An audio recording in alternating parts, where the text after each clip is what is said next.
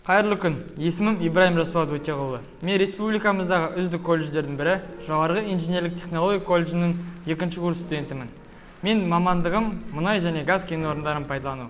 Мен бұл мамандықты таңдау себебім мектеп кезінен өзімді мұнай саласынан көрген болатынмын.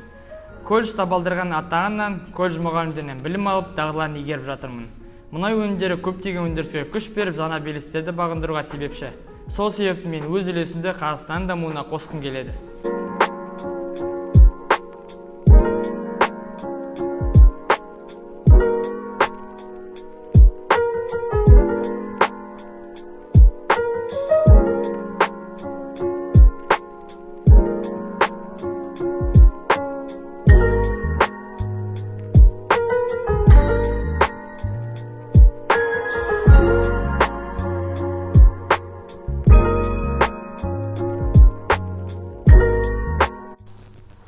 Сабақтан тыс уақытында қоғамдық жұмыспен айналысамын. Қазіргі таңда облыс бойынша үздік студенттік парламентінің төрайым орынбасары болып тағайындалдым.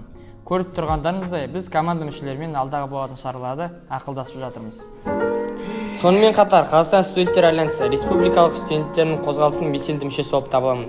Мен Қазақстан студенттер альянсымен бірге болу арқылы референдумға атсалысып, облыстық ақпараттық штаб қатарында болдым. Сол арқылы мен референдумда халыққа ақпараттандыру барысында өзімнің үлесімді қостым.